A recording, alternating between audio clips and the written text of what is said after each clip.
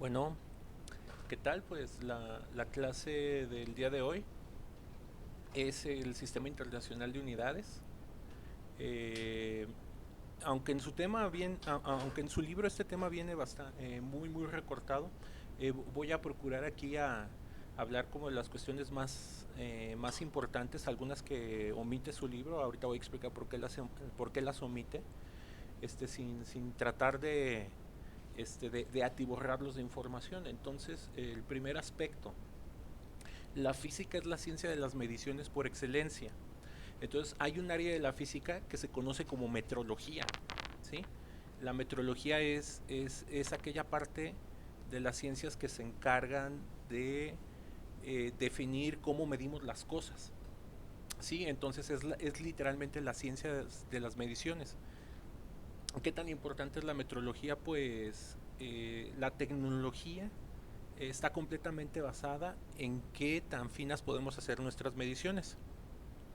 Entonces, los mejores institutos de mediciones pues los van a encontrar en Alemania, en Estados Unidos, en Inglaterra, eh, digamos por toda esta cuestión de tecnológica que ellos desarrollan. Entonces, para poder tener estos avances al alcance del ser humano, pues es indispensable medir bien. Ahorita se va a dejar ver en algunas cosas. También tiene que ver con los acuerdos internacionales para cómo mide un país o cómo puede medir algún otro, sobre todo por la cuestión del comercio, que se cumplan con ciertas normas de calidad. O sea, si un proceso no está bien medido, por ejemplo, fabricar un cosmético, alimentos, la construcción de una casa, el diseño de un edificio. O sea, si no están bien planeadas las cosas, ese tipo digamos, el objeto en sí puede ser inseguro. También es importante, los sistemas de mediciones es lo que permiten que las empresas se puedan certificar. Aquellos que ya hayan escuchado esto, les interesa la administración a gran escala, pues bueno, para poder tener ahí los diplomas, los avalúos, los ISOs, la empresa tiene que cumplir con un montón de estándares. Y tiene también que ver esta cuestión con lo de las calibraciones. Por ejemplo, algún instrumento de medición, por ejemplo, una balanza, la balanza de la tiendita, la balanza del Oxxo, de donde les venden la fruta, la verdura, la carne. Las balanzas tienen que estar calibradas, pasa a fiscalización, no según el tipo de comercio, cada 6 meses o una vez al año, y verifica que el kilogramo que marca la balanza sea un kilogramo y no vaya a ser más o vaya a ser menos, o por ejemplo las gasolineras. Entonces este tema de la metrología es una cuestión ¿cómo se llama?, de importancia. Tiene mucha importancia para el Estado, ¿no?, para la nación. Ahora, para que vaya quedando un poquito más claro todo esto, hay bastante de historia, pero bueno, solamente vamos a mencionar como lo más importante. Ahí estarán viendo unas citas de la Biblia. No estamos hablando, en este momento no lo cito como un libro, ¿cómo se dice?, digamos, religioso, de dogma. Lo cito como un libro histórico. A final de cuentas, la Biblia tiene sus libros históricos. Entonces, este, está el Génesis, que es un libro de muchísima tradición oral, antiguísimo. Hablamos de por lo menos unos 2000, 3000 antes de Cristo, desde donde puede venir esta tradición del Génesis. Y por ejemplo, ya se hablaba en estos relatos, por ejemplo, de la parte del relato del arca, pues ya se hablaba de las mediciones del arca, ¿no? Y queda claro que de la época que procede esta historia, pues ya se utilizaban las medidas del cuerpo humano para hacer medidas o estimaciones.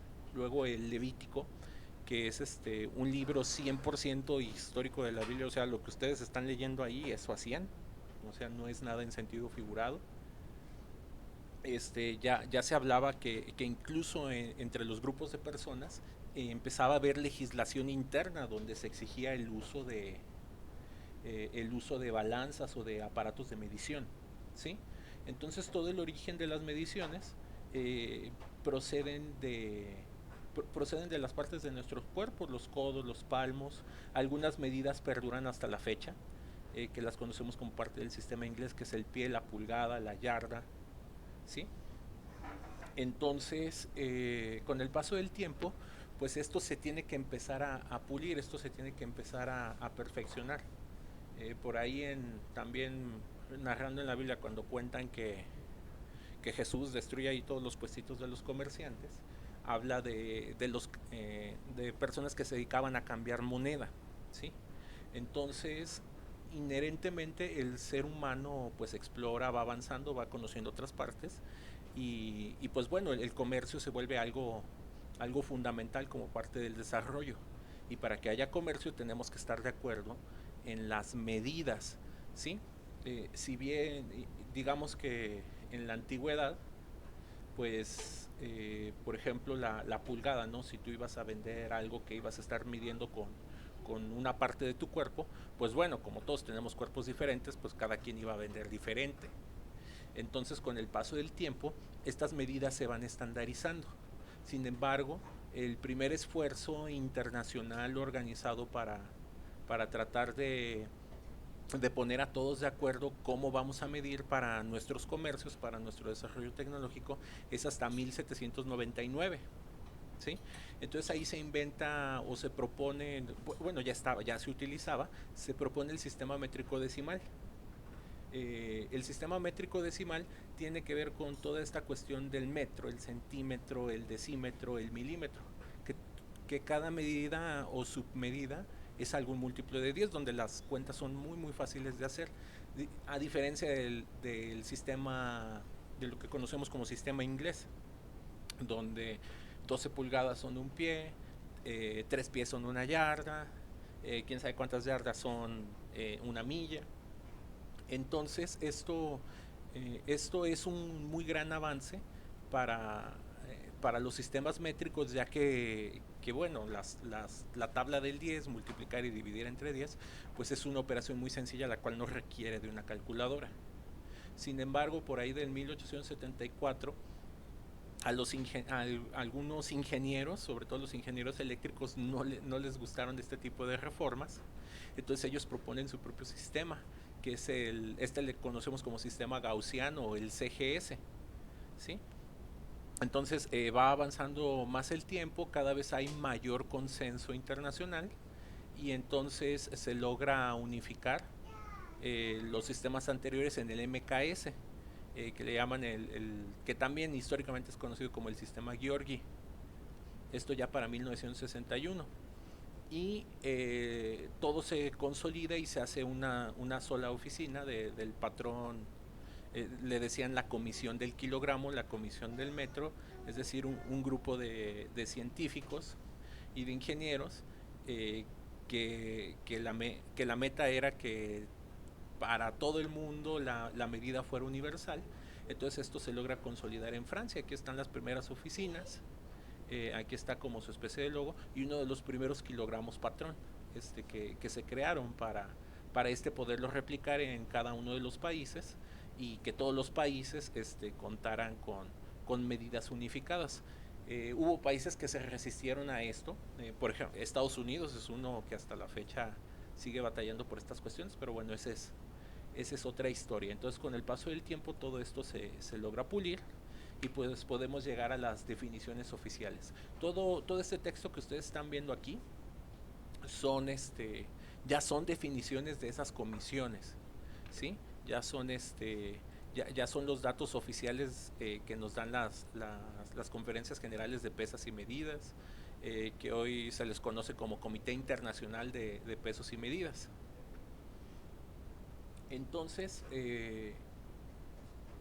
el sistema de unidades ya es un sistema muy sistematizado, muy organizado y muy universal. Entonces esto tiene bastante relevancia. ¿Sí? Si ustedes de repente se van de intercambio a otro país y van a estudiar este mismo tipo de materias, pues ellos deben de enseñar el mismo uso de tipo de unidades. Es un sistema coherente, esto es bien importante, les va a ahorrar nos va a ahorrar un montón de cuentas, ya que estemos, ¿cómo se dice? Ya que estemos haciendo los cálculos de las unidades. Una enorme ventaja que tiene el sistema internacional es que el análisis de unidades se puede hacer a un lado siempre y cuando tú sepas en qué unidades se mide qué cantidad. Eh, y pues bueno, algo muy importante, que cualquier tipo de medición inherentemente implica errores, entonces las mediciones no son perfectas. Les voy a encargar que lean este artículo de Wikipedia. Eso de leer no es algo opcional, ya que de aquí vamos a preguntar algunas cosas. ¿Cuáles son los tipos de errores que existen en las mediciones? Entonces, existen límites en las mediciones, existen algunas cuestiones que se pueden perfeccionar, pero que nunca se pueden evitar. Entonces, esta es una ciencia infinitamente interminable, o sea, jamás se puede llegar a la medición perfecta. Sin embargo, nos podemos acercar mucho a ella. Entonces, vamos a distinguir qué significa la palabra magnitud. Magnitud en física es cualquier cosa que tú puedes medir. No lo entiendan como, porque luego hay mucha gente lee la palabra magnitud y piensa como en una fuerza, en una potencia, en algo. No es nada de eso. Cuando escuchen la palabra magnitud en física significa tamaño de algo, es decir, algo que tú puedes medir. No importa la manera, pero el punto es que lo puedes medir. Las unidades es, digamos, este estándar o el patrón que se utiliza para poder cuantificar la magnitud. Ejemplos de unidades: metros, kilogramos, segundos, etcétera. Medir pues es el proceso de que tú compares una magnitud contra algún patrón o contra algún punto de comparación. Por ejemplo, una barrita de metro, cuando tú quieres medir, no sé, el ancho de el frente de tu casa, pues bueno, ahí vas colocando, vas comparando la medida contra tu patrón, ¿sí? Y pues bueno, el resultado que se obtiene de la medición ya tiene que ver precisamente con el aparato o con el dispositivo que tú estás utilizando para comparar. En general hay dos tipos de medidas. Hay medidas directas que tú puedes, que el aparato inmediatamente te da el número. Por ejemplo, un termómetro mide directamente, te está otorgando la cantidad así inmediatamente. Y hay algunos tipos de mediciones donde tú requieres varios tipos de aparatos y a lo mejor utilizar una fórmula o combinar algunos números para obtener para obtener la medida. Por ejemplo, si no tienes, por ejemplo, hay unas cosas que hay algunos dispositivos computacionales que permiten medir directamente la velocidad de algún objeto, como las pistolitas de los tránsitos. Pero si tú no cuentas con una de esas, pues bueno, perfectamente con una cinta métrica y con un cronómetro puedes hacer una división y puedes estimar la velocidad de un objeto. Entonces, para que quede más claro lo anterior que dijimos sobre la magnitud y la unidad, la cantidad es la magnitud y la unidad es el patrón que estamos midiendo. Por ejemplo, 150 kilómetros es el ejemplo que nos aparece por aquí, ¿sí? Hay un grupo de unidades de magnitudes fundamentales, que es lo que se conoce como el sistema internacional, ¿sí? Estas se escogen de tal manera que puedan ser reproducibles, fiables, rigurosas, y son particularmente 7 las fundamentales. Entonces, de estas 7 unidades fundamentales podemos obtener todas las magnitudes derivadas, ¿sí? Entonces, también es importante mencionar que con el paso del tiempo estas unidades van cambiando, y es en lo que quiero centrar la discusión de la plática. Entonces, estas son las 7 unidades fundamentales del sistema internacional.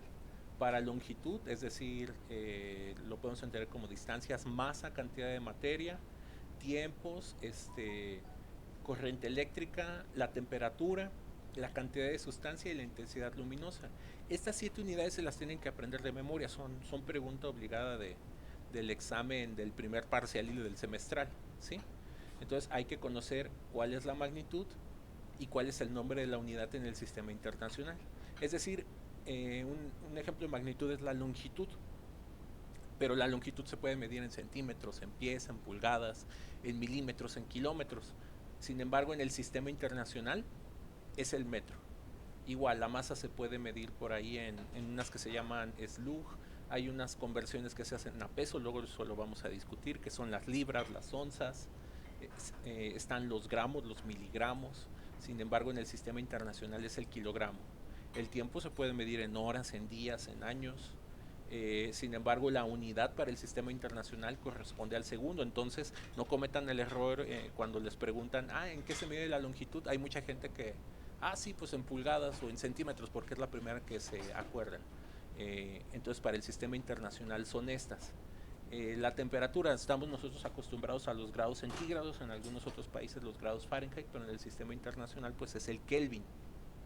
La cantidad de sustancia, esta ya la debieron de haber manejado seguramente en sus cursos de química, es el mol. Y para la intensidad luminosa, una que se llama candela. Entonces, para que puedan ampliar más de este tema, aquí les dejo esta liga de Wikipedia. Y aquí les pongo ejemplos de unidades derivadas, es decir, de las fundamentales salen estas. Estas las vamos a ir estudiando a lo largo del curso, estas no las discuto, nada más mencionamos algunas, por ejemplo los metros cuadrados, metros cúbicos, pero ojo, todas estas unidades derivadas también son del sistema internacional, es decir, se construyen con estas. Y aquí les dejo una tabla de todas las unidades derivadas que existen, ¿sí? Para que vean más o menos cuántas son, y conforme vayamos avanzando en los cursos de física, pues vamos a ir estudiando cada una de estas de acuerdo al tema que los requiera. Entonces, la primera que vamos a discutir es el metro. Su símbolo es una M minúscula, ¿sí? Entonces, conforme ha ido transcurriendo el tiempo de cuando se definió por primera vez el metro, las definiciones han ido cambiando. De hecho, la primera vez que se definió fue en función del, si no me falla la memoria, del diámetro terrestre. O sea, se hizo una proporción entre esta medida y el diámetro terrestre para decir cuántas veces esta varillita, de hecho así se veían los metros patrón original, los más antiguos, y con eso, y digamos, tantos de estos es igual al diámetro de la Tierra. Entonces esa fue la primera vez que se definió. Estas barritas las hacían de una aleación que se llama de platino e iridio, porque no, esta aleación pues es muy difícil que se deforme. Sin embargo, ¿cómo se llama?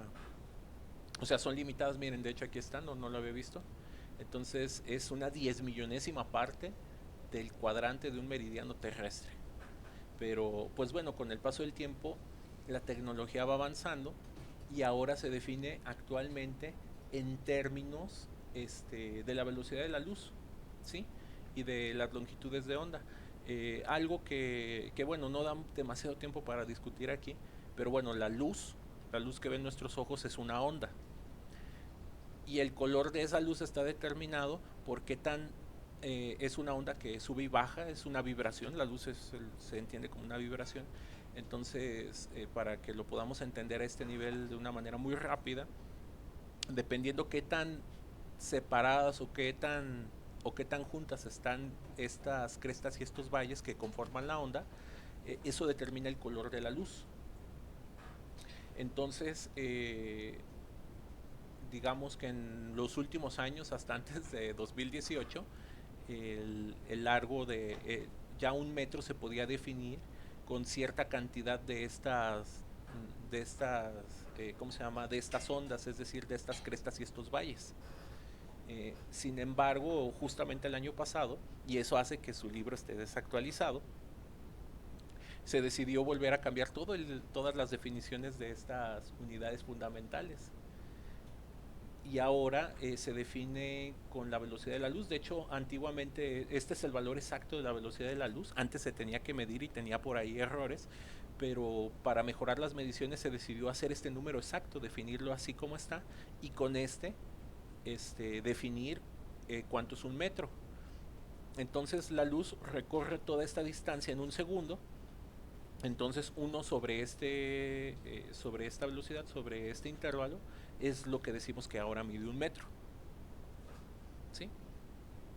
Entonces, ¿por qué esto es importante? Bueno, entre más pequeñitas podemos medir las cosas, eh, podemos hacer mejores dispositivos. Por ejemplo, un procesador de computadora de celular tiene millones de transistores ahí metidos. Entonces, para que nosotros podamos acomodar todos los transistores y nuestra computadora sea más rápida, más eficiente, más poderosa, necesitamos, necesitamos ser capaces de medir cosas bien pequeñitas, ¿sí? Entonces ya no pensamos en esta varilla enorme como el patrón, sino en estas cosas microscópicas para que, para que ese sean como nuestra nueva regla, nuestra nueva referencia, y así podamos generar tecnología miniaturizable. Entonces por eso es muy importante que estas definiciones con el tiempo cada vez vayan siendo mejores. Luego tenemos el kilogramo, representa con KG. Aquí hay un error. Esta primera K tiene que ser minúscula por regla de cómo se llama, de ortografía, ¿sí? Entonces cuando se definió la primera vez, se pensó en la masa que producía un litro de agua a 14.5 grados centígrados. Entonces, con el tiempo vamos a aprender que la densidad del agua es de un litro de un kilogramo por metro por litro. Entonces, como un punto de partida estaba bien. Y después, el problema es de que de repente, pues, como que tener una balanza con agua puede ser ay, una balanza con agua puede ser muy problemática. Entonces, se decidió hacer digamos, una pieza de metal de iridio y platino, igual que la otra barra, eh, que tuviera la masa equivalente a un litro de agua, ¿sí? Entonces, hasta el año pasado, este era el estándar internacional para generar kilogramos. Por ejemplo, si México quería generar sus kilogramos, México le tenía que pedir a esta oficina en París, le tenía que pedir una reproducción de esta pieza de metal, o que dejaran comparar nuestras, nuestros kilogramos patrón contra las suyas. Y con el paso del tiempo se fue descubriendo que estos patrones que fueron hechos, estas aleaciones, iban perdiendo masa. O sea, nada es eterno en este universo. Entonces muchos metales se van, independientemente que lo tengas al alto vacío. Esta cosa la tenían en 3 campanas de vacío, ahí muy protegida y todo, y aún así parte de la aleación se ha ido evaporando, se ha ido perdiendo, y resulta que el kilogramo patrón pues ya no pesa lo que debe de pesar. Entonces el año pasado se decidió redefinir esto, y en lugar de utilizar una pieza de metal, hacerlo por medio de una constante que se le conoce como constante de Planck, ¿sí?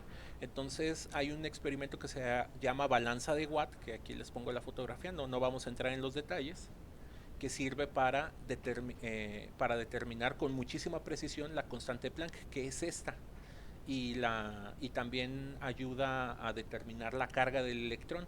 Esta se llama la constante de Bose-Klitzmann, ¿sí? Hay un cuate de parranda de uno de mis profes. Entonces, hay con una cosa que se llama el efecto Hall, y el efecto Hall cuántico se puede, en lugar de tener que ir a una masa de estas, se puede hacer un experimento para determinar con muchísima precisión estas constantes, tanta precisión que el año pasado decidieron ya no medirlas y definirlas como números exactos, y ahora el kilogramo patrón se define de esta manera. Y para conocerlo, pues necesitamos saber, pues, la constante de Planck. ¿Cómo se mide la constante de Planck? A través de estos experimentos. Y esto es muy importante, o sea, para que vean cuál es la importancia de tener una medición más pequeña y más fina. Fíjense, siguiente pregunta. Ustedes necesitan 1 miligramo de medicina. ¿Cómo? O una dosis muy muy pequeña de medicina. ¿Cómo le harían con esta pieza enorme de metal que pesa 1 kilogramo? De hecho no es grande, es una pieza pequeña, y corrijo. ¿Cómo le harían con una pieza de 1 kilogramo para determinar 1 miligramo de masa? O sea, piénsenlo con cuidado y van a ver que no se puede. Entonces necesitamos un patrón más pequeño, mucho más fino, y nos lo puede dar este experimento. La última constante, perdón, la última unidad que vamos a discutir extensamente es el tiempo, ¿sí? Entonces, históricamente el tiempo se medía con observaciones astronómicas. Un ejemplo de una muy sencilla, pues bueno, cada cuánto sale el sol, cada cuánto sale la luna. Y viendo lo que les comentaba en la parte de historia de física, viendo cada cuándo se repetían estos patrones, pues usted más o menos la gente fue con los calendarios gregorianos y todo eso, se fue dividiendo el año en 360 y tantos días, se fue dividiendo el día en 24 partes, cada una en otras 60 y cada una de esas en otras 60.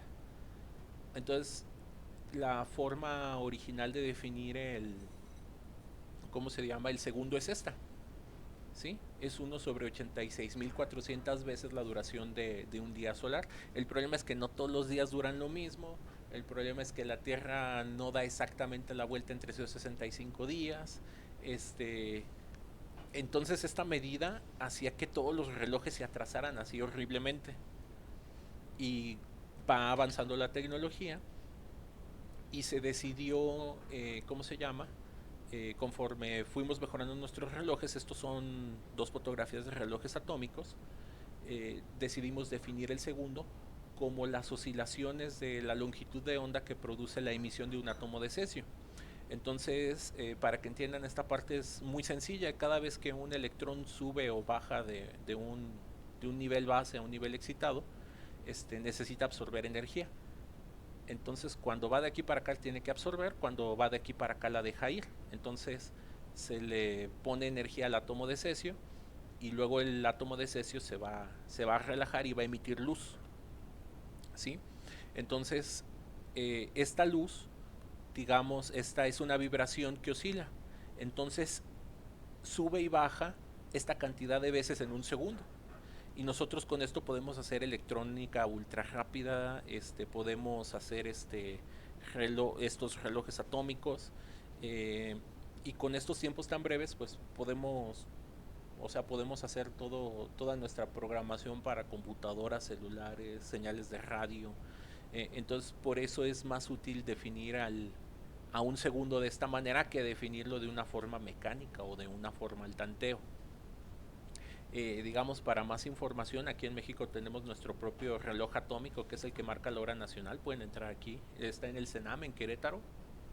Pueden entrar aquí a la página oficial para ver la hora oficial y ahí les dice hasta cuánto retraso tiene el reloj.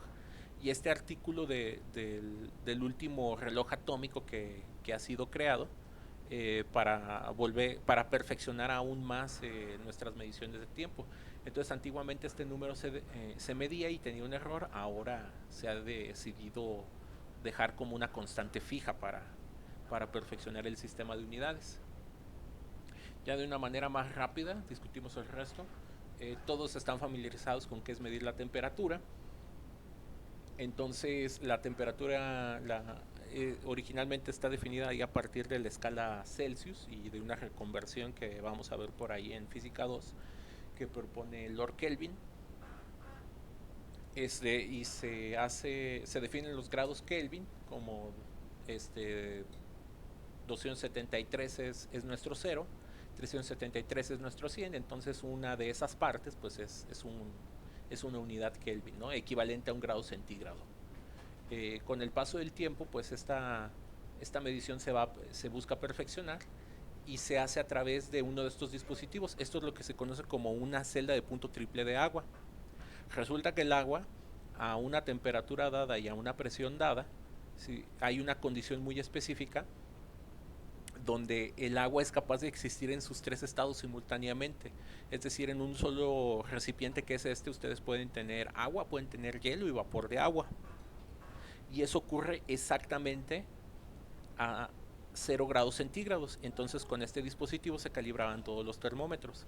El problema de estos dispositivos es de que si el agua tiene algún tipo de contaminante o tiene ahí algún residuo que sea muy complicado de quitar, esta temperatura puede variar. Entonces para corregir ese problema, el año pasado se decidió definirlo con una constante física que se llama constante de Boltzmann, que es así, no la vamos a poder estudiar en ninguno de los cursos, pero es algo bastante sencillo de entender. Ahí el que tenga curiosidad luego lo podemos discutir.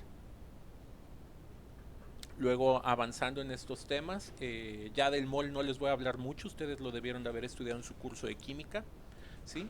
Se definía antes con el isótopo de carbono 12, con el átomo de carbono, ¿sí?